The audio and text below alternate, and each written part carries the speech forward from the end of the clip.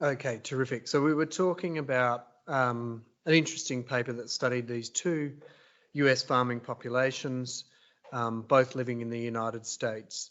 The Amish population living in close association with animals on the farm and living traditional lifestyles, where the Hutterites have embraced industrial farming practices. We were talking about the fact that despite them being sort of fairly well matched for many of the risk factors related to immune dysregulation, asthma rates are 4 times higher among the Hutterites, and this paper really explored why that was. And an analysis of the dust samples that were collected from homes, blood, immune studies, and validation in mouse models demonstrated that the Amish children actually experience an overall higher and more diverse microbiota or microbial exposures in early life because of their close contact with animals. And these microbial exposures were shown to influence immune development in a way that protects from asthma and allergic disease. I think what this story really sort of highlights well is the extent to which the early environment has the capacity to influence immune ontogeny and the risk for immune diseases like allergy and asthma.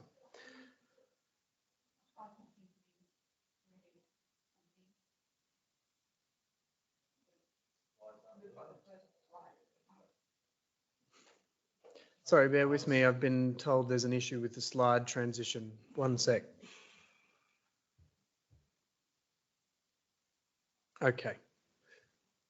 Show it up there and just go back one. Okay, great. So we know that immune development is complex and multifaceted. That's the overall outcome of genes and environment. But we still have sort of a fairly rudimentary understanding of how these components work together and interact to bring about stable changes in immune phenotypes. So there's a lot of missing mechanistic understanding there. And I think that epigenetic science has a role to play in expanding this paradigm to include epigenome and environment interactions and bring about sort of a greater understanding of how environmental exposures and the genome interact to form stable immune phenotypes. And what we know about host immunity over the life course is that it's a constantly changing landscape. It's constantly adapting to meet the requirements of the host and also continually shaped by environmental factors. So, a good example of this is well illustrated by, the fact that when you look at mortality rates due to COVID infection by age, they're starkingly high in the elderly compared to children. And this is really largely because of the mechanisms of immunity in that early childhood infancy period are very different from those in later life. So, immune development, it occurs in consecutive phases that follows sort of a specific order of events, beginning in early gestation. And, the mechanisms of immunity are distinct in these different phases. I've sort of broken them down for ease of discussion here into layering of the hematopoietic system in gestation, the training and educating phase, and aging and immunosenescence. So in gestation is really a period where we have different lineages of stem cells that are populating and colonising the primary lymphoid organs, the bone marrow and the thymus. And immune priming in this early fetal stage can come from alloantigens or maternal transfer of IgG, and possibly even the fetal microbiota. And what we see predominantly the adaptive mechanisms of immunity in this period are geared towards tolerance or immune tolerance.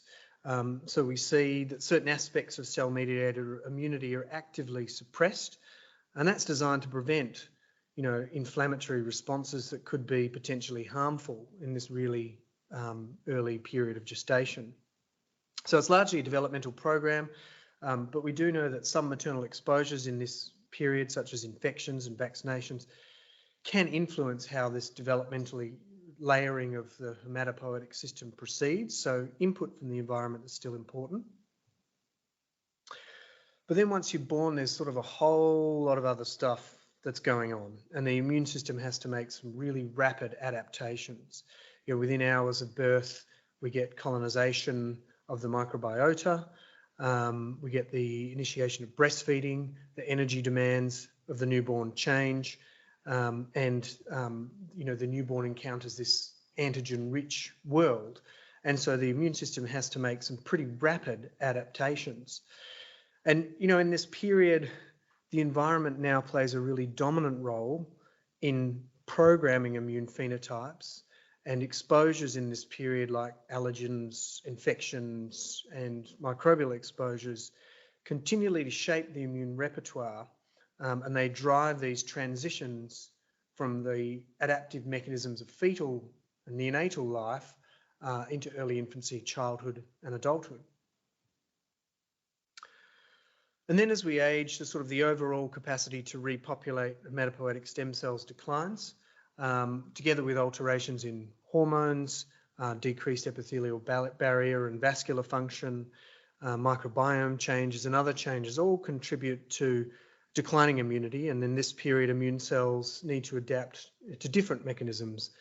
We typically see chronic inflammation and dysregulated immunity feature in this period of the life course. So what's, epigenetics got to do with all of this, really? Well, primarily, fundamentally, epigenetic changes mediate cellular adaptations and cell differentiation. That's kind of what it's there for. So the epigenetic machinery, modifies DNA or DNA-associated proteins. So we get processes like methylation of DNA or acetylation and methylation of histone residues, and these all serve to control the way that DNA is organised into the nucleus of the cell, how it interacts in specific territories of the nucleus to bring about stable gene regulatory networks that underpin cellular adaptation and underpin cell differentiation.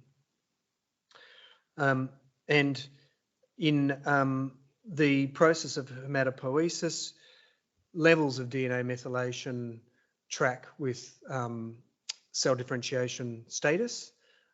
So hematopoietic progenitor cells and stem cells typically exhibit low levels of DNA methylation and actively maintain low levels of DNA methylation at genes that control pluripotency. And as they commit to differentiation, you see an increasing methylation at these particular regions and locking in of that differentiation program, and then at terminal differentiation, the methylation profile becomes highly specific to that particular cell type. So I just want to sort of give an example now of how even within the same immune cell type, immune cells can exist in different states, and that's underpinned by epigenetic changes. When immune cells respond to environmental signals that are initiated at the plasma membrane, epigenetic regulation features in them being able to adapt to different states. So in this particular experiment, which was conducted, these data were generated by Munir Iqbal and Michael Sarala, who were collaborating with us on this particular project, where they isolated naive CD4 T cells from 6 healthy infant donors. Naive CD4 T cells generally exist in a quiescent state, where they traffic around the peripheral immune system, and primarily they utilize fatty acid oxidation as their primary fuel source. And when they encounter a stimulus like microbial stimulus or an infection, they become activated and they transition towards a state where they become highly glycolytic proliferating cells. As there's a shift of their metabolic profile, they become proliferating cells preparing to mount an immune response. So we kind of modeled this in the lab by taking these T cells and activating them through the T cell receptor to drive an immune response. And then we used a technique in the lab called ATAC-seq, which allows us to profile at genome scale regions of the genome that are open and closed, or what they're called accessibility regions. So we're able to see which genes become accessible to gene transcription in response to the stimulus. And we, I'll just get the pointer up. We mapped the data that we get as sort of peaks in the genome. We mapped peaks that are specific to the naive T cell state versus stimulus specific versus shared peaks.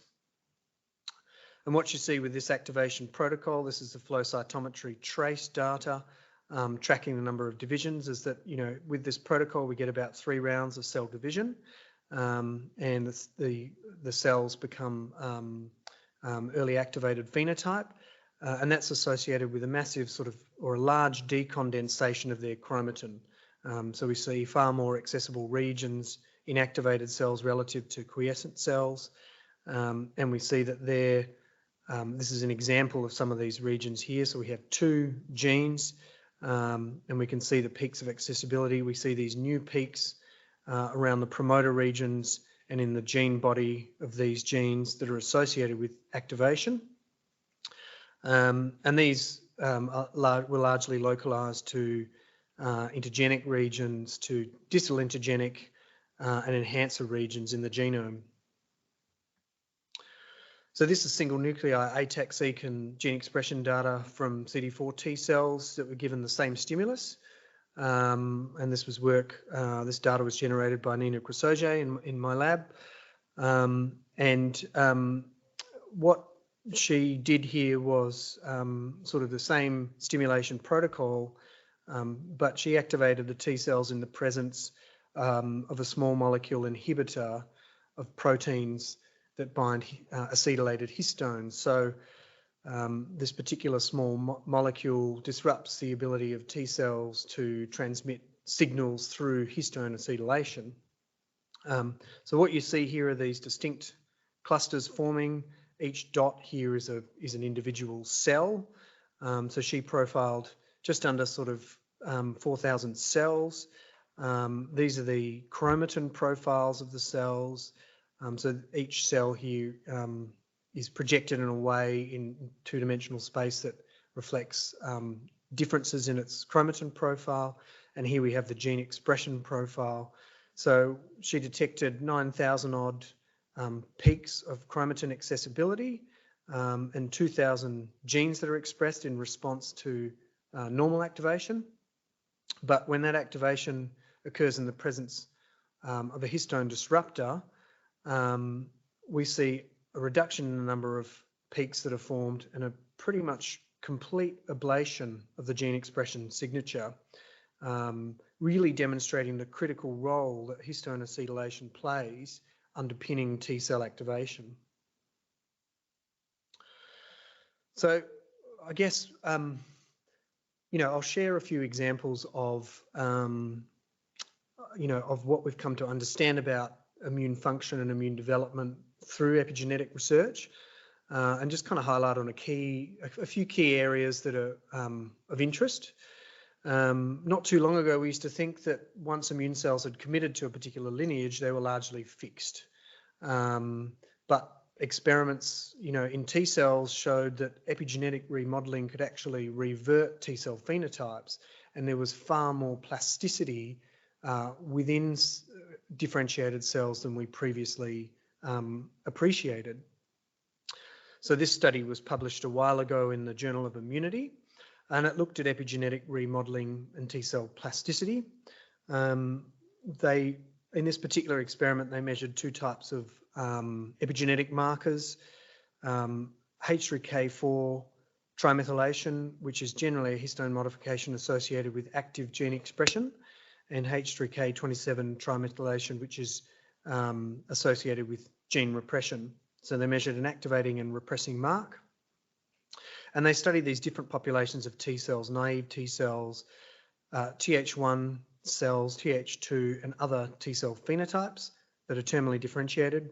And they looked at these marks around the promoter regions of the key lineage-defining cytokines. So, for example, Th1 cells produce a lot of interferon gamma cytokines, and they don't produce IL-4 or IL-17. So it's a lineage-defining cytokine for Th1 cells. And what you see around the promoter of this gene is an accumulation of gene activating marks and a repression of the repressing marks at the other lineage defining cytokines. And for Th2 cells, likewise, for the IL-4 lineage defining cytokine, you see an accumulation of gene activating marks and a repression of marks at the other cytokines, which is consistent with the idea that the cells are largely fixed. But what was interesting was that was when they looked at the key master transcription factors that drive T cell differentiation. So TBX21 is the master transcription factor that drives Th1 cell commitment. And as you'd expect, you see an accumulation of activating histone marks at this locus. But you also see at the other, in the other cell types, that you have an accumulation of both activating and repressing marks in the opposite lineage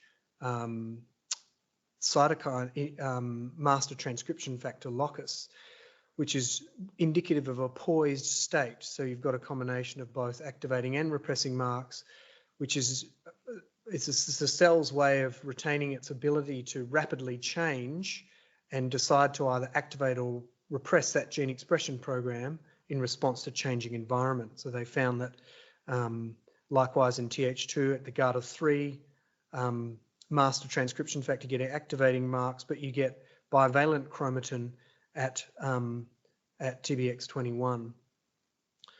And they were then able to go on and show that you could isolate committed Tregs and then culture them under Th1 differentiating conditions, and they revert to sort of a neutral phenotype and then are able to adopt a Th1 phenotype. And when you do the epigenetic analysis, they then appear like Th1 cells in their epigenetic profile, showing that, you know, the T cells are able to retain far more plasticity than we're able to appreciate.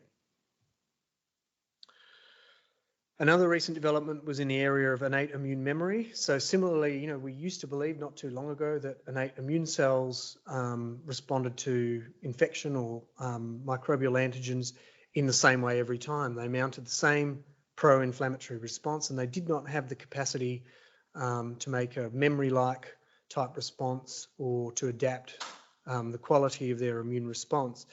You know, kind of recent experiments now, and there's a whole body of literature out there showing that innate immune cells do have the ability to make adaptive immune responses, which is called innate immune memory and is underpinned by epigenetic changes. What you can kind of see is that, you know, innate cells can either dampen or elevate their inflammatory responses by epigenetic remodeling. When innate immune cells encounter an infection the first time, what you see is a patterning of activating histone marks in the promoter of inflammatory genes. When the infection resolves, most of those marks disappear, but they're retained in trained immune cells, which allows for, in the secondary infection, a much greater amplification of the pro-inflammatory gene response and enhanced viral clearance. And what's really interesting about this particular mechanism is it's not antigen specific in the way that the adaptive immune system is.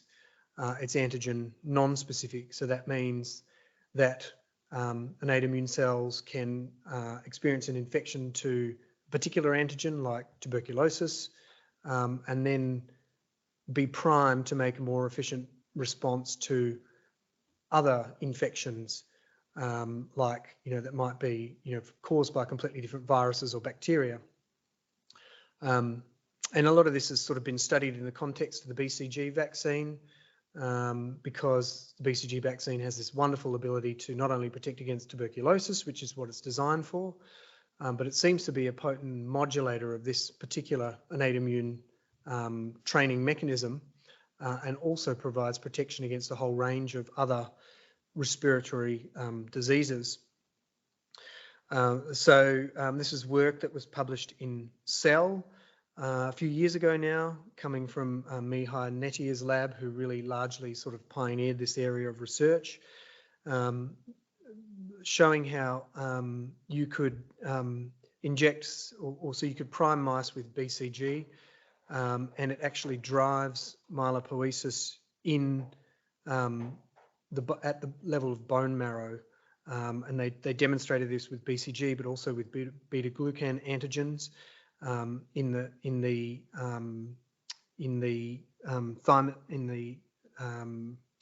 thymic extracts and the femur extracts. You get an increase in myeloid cells being produced, and when you isolate those cells and do the epigenetic analysis, what you see is that there's a change in genes that are related to a range of different pathways, but importantly in pathways related to cell metabolism, like glycolysis and cholesterol synthesis. And these epigenetic changes are associated with enhanced ability to clear viral infection. So, kind of what we're seeing now is that, these mechanisms can operate at the level of bone marrow.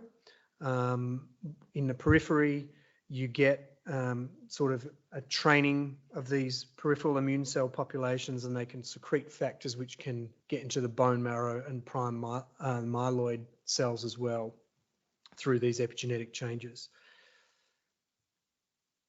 So just to sort of bring this back now, I guess, what it means is that the mechanisms for the biological embedding of environmental experience are now sort of in place, or at least possible.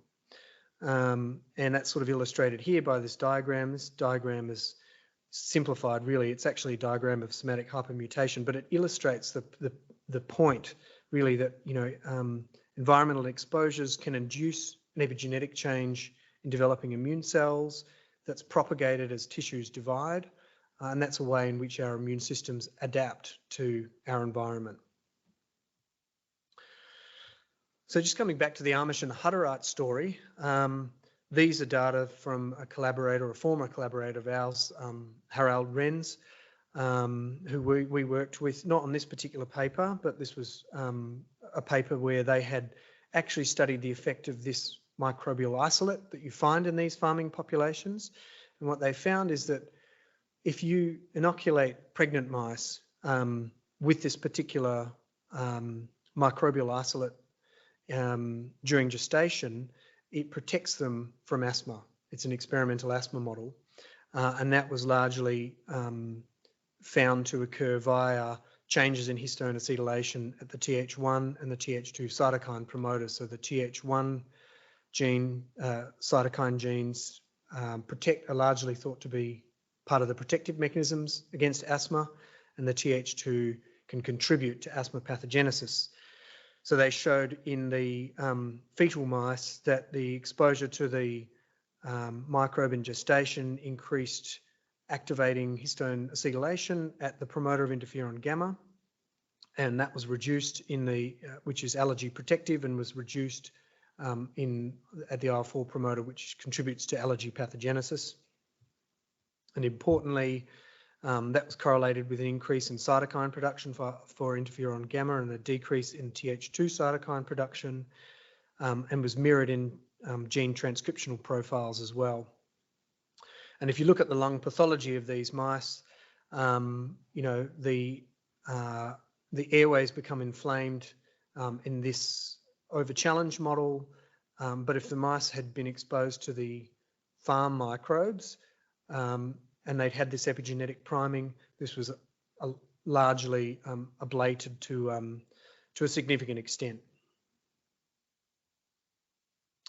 So I think what we need to do is sort of scale this up, now to a population level, and some of the approaches that we've been taking to study this at a population scale have been to isolate immune cells from cases and controls, or people with a particular phenotype of interest, isolating relevant cell populations, and then performing assays that allow us to measure the patterning of epigenetic marks at genome scale and these immune cell types. And then we can compare them to be able to identify epigenetic changes that are linked to the phenotype of interest. And that will hopefully allow us to also link those changes to environmental and clinical factors that we know about, hopefully uncovering the novel mechanisms biomarkers and identifying new targets for intervention. So I just wanted to sort of share some of the recent work that we've been doing in the newborn immunity space in this area. This is really interesting because, as I mentioned before, newborn immunity is a time of really unique immunological adaptations. Newborns, by virtue of the fact that they need to establish tolerance with the maternal environment, are actually at an increased risk of mortality for infectious diseases. Now, vaccines are still the best way to protect newborns against infections and sepsis, but because of the unique adaptations operative in this period of life, that poses a challenge for vaccine design. A lot of the time, it's very difficult to get robust immunogenic responses in newborns because of these mechanisms, and because vaccines are largely designed to target the immune mechanisms in early childhood and infancy. So we need sort of other strategies, and we need strategies that are going to take advantage of the unique host immune mechanisms at this period of life, and those might look a little bit more like modulation of the innate immune system, which plays a more dominant role in immune protection in this period than adaptive immunity. So, but before we can kind of do this, we sort of need to understand the newborn immune system better. And we're really interested in what are the key genes and the pathways that are under developmental regulation in this period. So this project that we've been working on is a collaboration with the EPIC-HIP-C consortium. And the EPIC-HIP-C project was a NIH-funded program that brings together a consortium of clinical and biomedical researchers that are all partnering to sort of unravel the complexity of vaccine immunogenicity in this period using multiomics and systems biology approaches. And we've been sort of collaborating with the consortium through our collaboration with Professor Tobias Coleman's group, the Systems Vaccinology group, who are PIs on the original grant for this project. So there is a coordinating clinical site and data management site in Boston. There are other sites in Canada and Europe. We have primarily the recruitment occurred in the Gambia in Africa. And so there was a discovery cohort of newborns that were recruited from the Gambia. We have a clinical site in Australia in which Professor Peter Richmond and Anita van der Biglia have been involved in, and they've been involved, among other things, in recruiting a replication cohort from Papua New Guinea. So we have a discovery and a replication cohort, and we're sort of leading the epigenetic analysis in this cohort in sort of in the context of the broader aims of the overall project. So the study design is sort of shown here.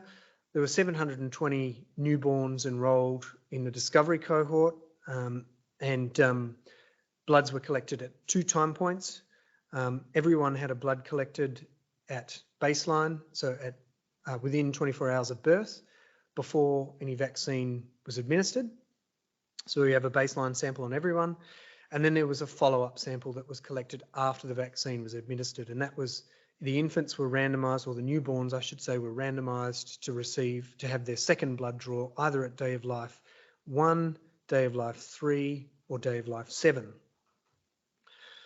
And I just want to let that sit for a moment to, kind of highlight the fact that this is such a unique cohort that we're able to look at what is happening in the immune system in the first week of life in these babies that aren't even a week old. So sample collection from newborns this age is really, really difficult. And a lot of this work was pioneered by Professor Tobias Coleman's group, who, really innovated the methods for being able to collect 1 ml of blood, fraction off this ml of blood to be able to do multi-omic analysis. And the whole blood cells were sent to our lab for epigenetic analysis.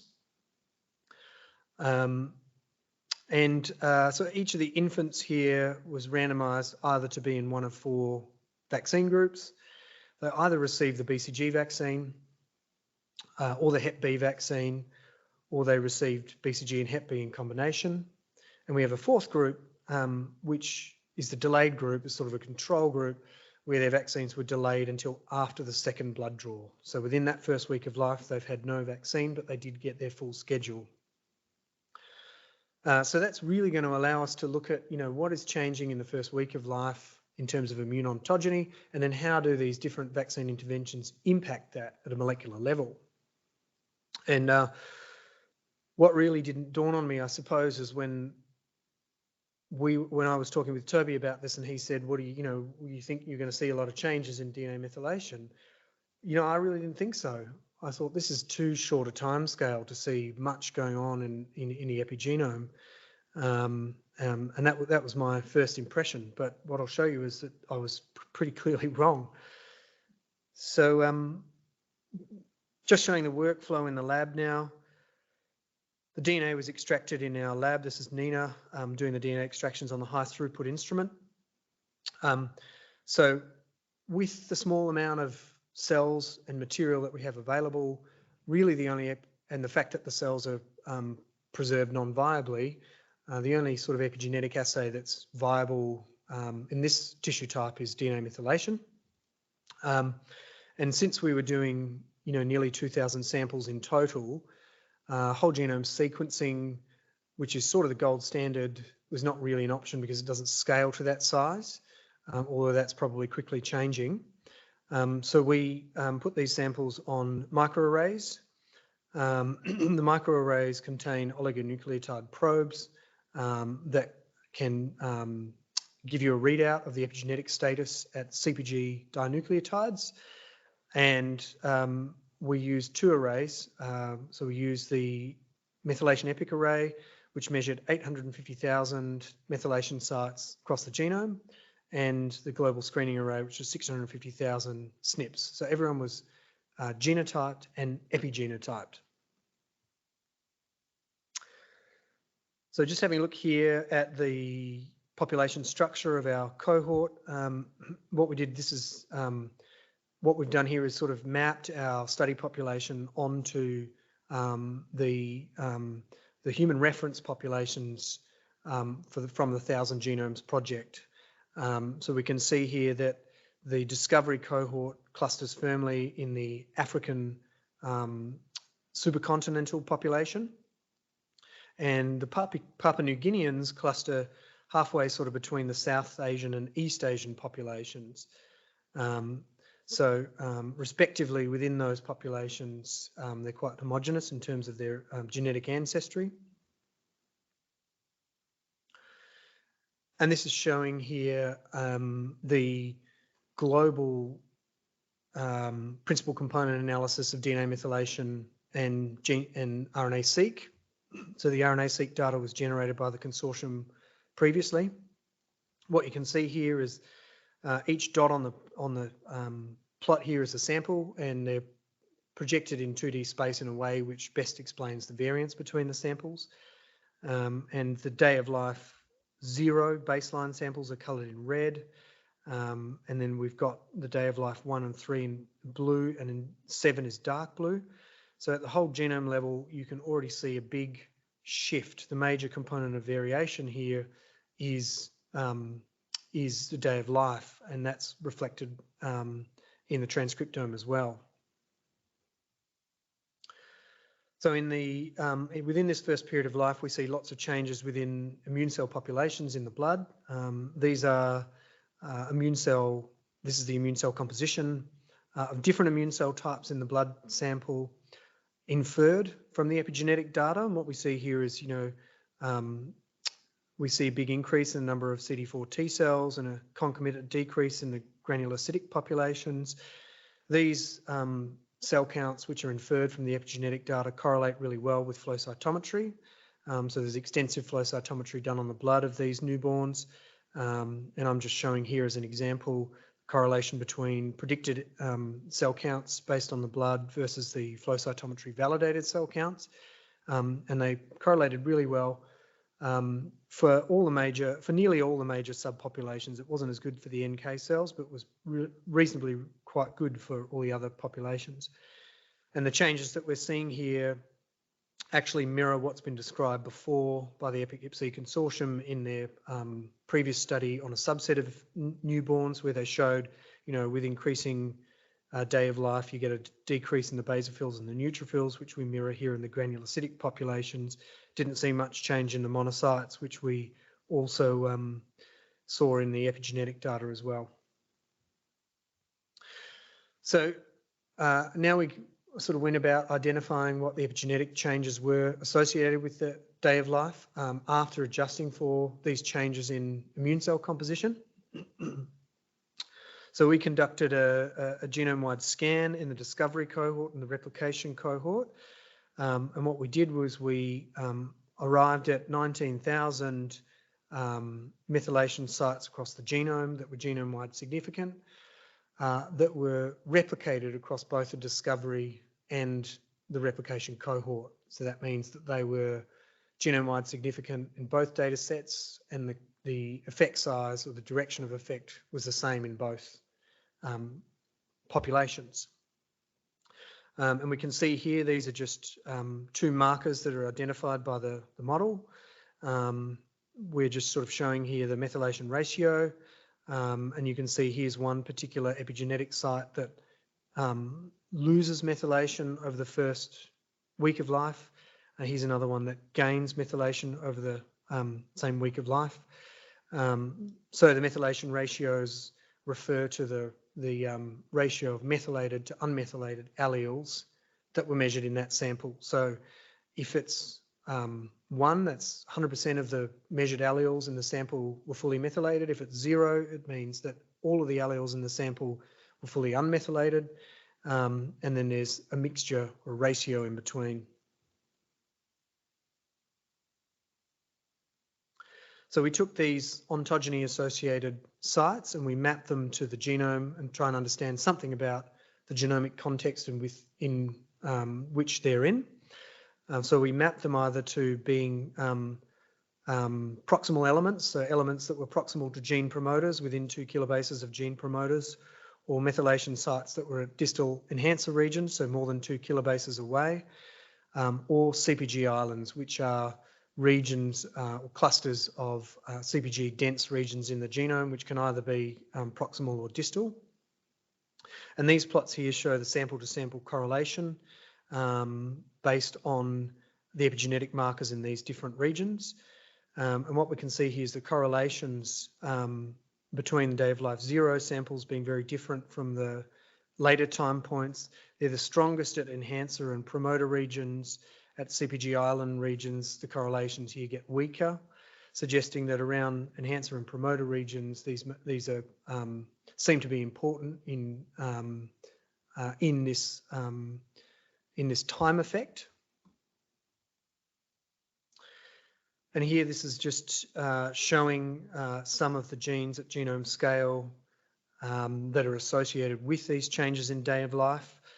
So what we're showing here is the change in methylation between the baseline and the follow-up visit at genome scale. And I'm highlighting here particular methylation sites that have either gained methylation or lost methylation greater than, kind of 5%. So it's sort of a significant change. And you can see that most of the methylation sites we're detecting lose methylation at this time. Some of them gain methylation as well.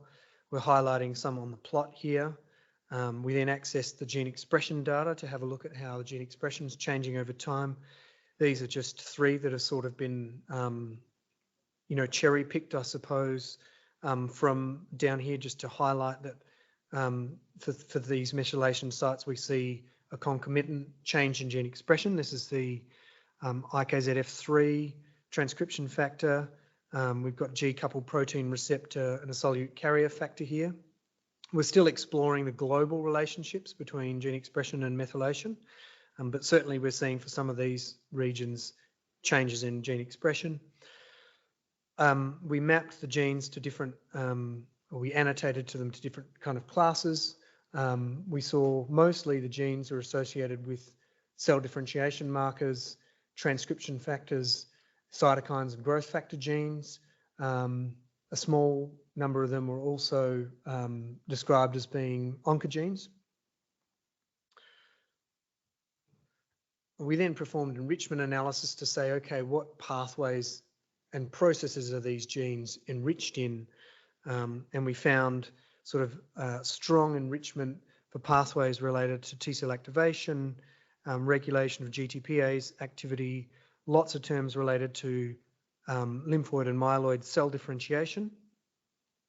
And we also had a look to see whether these genes were enriched in gene set collections that have been previously published by the Human Immunology Project Consortium.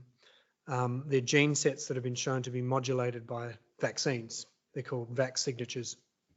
And what we can see is an enrichment in of these methylation changes in genes related to, or that respond to flu-vax, that also respond to BCG, and what else do we have there? We had the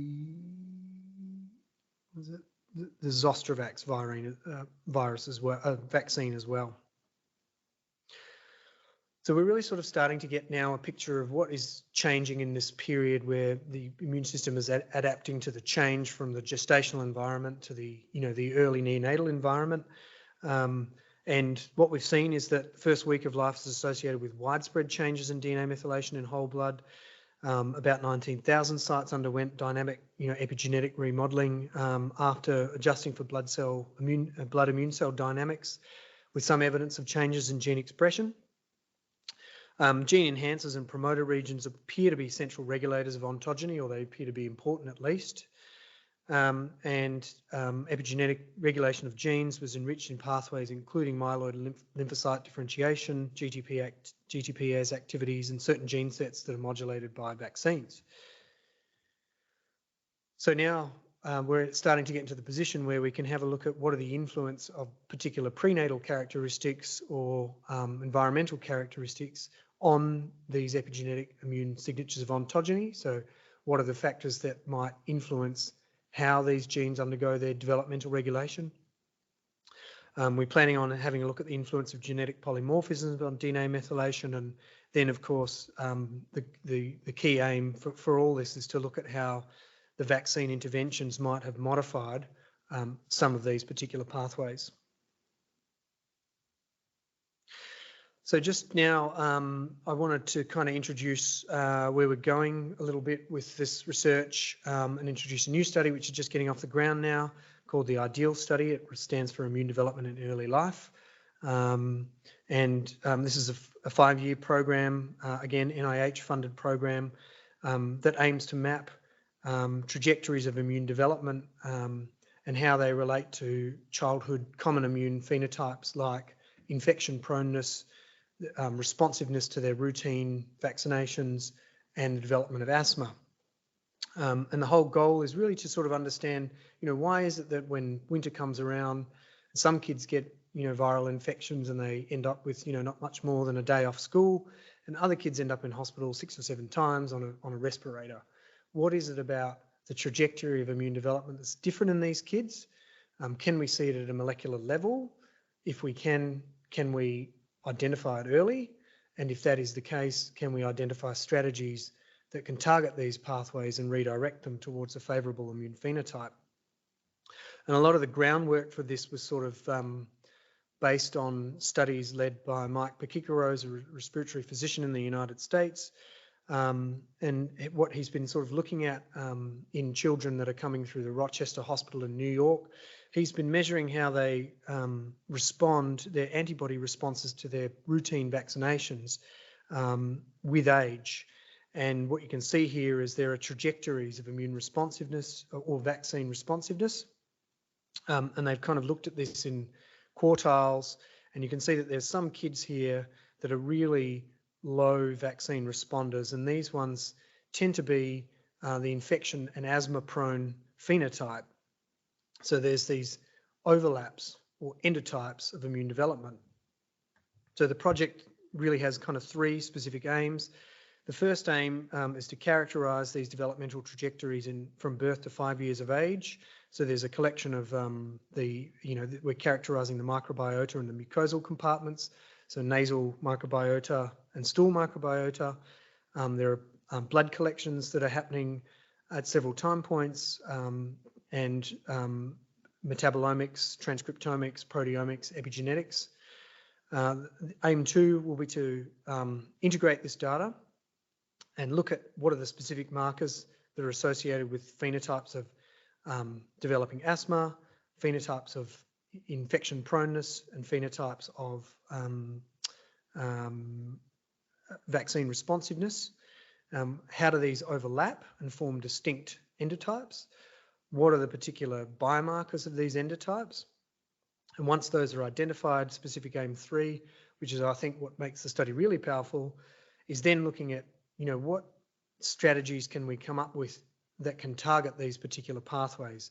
So it's about in vitro testing of immunomodulators and adjuvants to find which ones are going to target these specific pathways that could be used clinically to identify kids that are at risk and then potentially redirect their immune trajectories.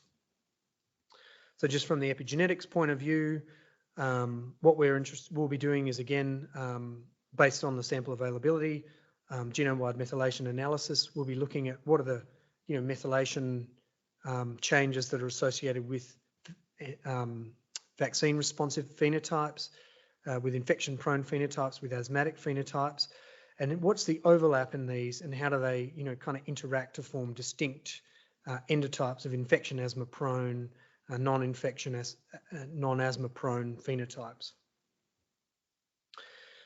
So far we've just piloted this in a small number of samples from the Rochester cohort.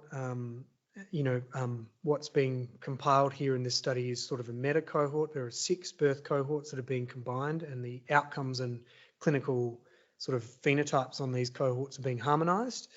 And what we've done as a pilot analysis is, sort of 30 samples or samples from 30 children were sent to our lab.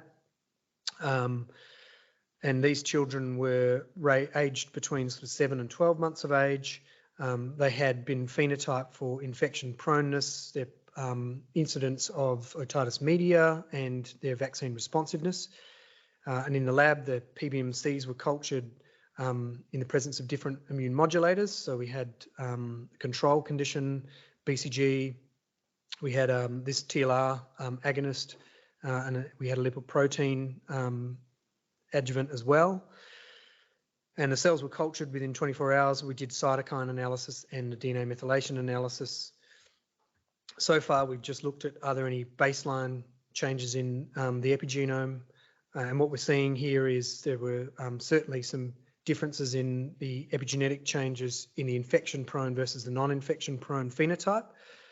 We saw some of these changes around, regions like HLA. This shows the methylation profile over this particular region. Here we have a region where we see a promoter of a number of different HLA transcripts. And what we see here is the methylation profile is highly variable within each individual. And this is the profile for infection-prone and the non-infection-prone groups. And on the average, we see a reduction or a change in methylation in this region in the infection-prone group. And when we mapped these to genes, we found they were enriched in the interferon alpha response and the interferon gamma response pathways. So we see epigenetic changes in the pathways that are responsible for the antiviral response and the viral clearance response. And what we have to do now is to see whether any of these pathways are modified by some of the treatments in vitro. So just to finish off now, kind of what we're really sort of interested in doing is understanding. We know a bit about how the environment shapes immune phenotypes, and we're starting to uncover which are the genes and pathways that are regulated by this. But these environmental factors like microbiome, vaccination, nutrition, infections, they don't operate in isolation. They interact in complex ways. So what I'm interested in doing is understanding, how do these exposures in early life interact at a population level, and how do they drive, or how are they associated with clusters of immune phenotypes. So if you have kids that have got a high microbial burden and attend daycare and have lots of respiratory infections, how does the immune system look in those kids compared to kids that have less microbial priming, for example? So identifying these using data-driven approaches, and then looking at what's the relationship that these clusters have to disease, what are the sort of the key signature genes and the cell types affected. And I think kind of to do this, we need to sort of a combined approach which combines high throughput screening that can be done at scale, coupled with single cell approaches in the lab, in a subset of samples to do the deep dive on the cell types and the mechanisms, and functional validation as well. And just to finish off, I think if we can do this, the benefits for patients are really around, more biomarker-driven approaches to patient care. We've seen the introduction of genome sequencing into clinic now, and that's been really transformative in the rare disease space. But for diseases that are, complex like allergy and asthma, where the environment plays an important role, possibly, you can imagine a future where epigenetic sequencing transitions into clinic and decisions can be made based on markers that reflect a person's environmental experience, and treatment decisions can be made around those. So thank you very much for your attention. I really appreciate you bearing with the technical difficulties as well. I just want to thank my team and mention a few other people, the Systems Immunology group, Michael, who did some of the work on ATAC, Tobias Coleman's group for all their help, the EPIC-HIPC Consortium and the IDEAL Consortium, Genomics WA, who does all our sequencing, and AGRF, who does all our genotyping assays. Thanks very much. We're probably over time. I guess if there's any questions, I've got someone in the room who might be able to kind of read them out. So feel free to post anything in the chat. If not, see you around.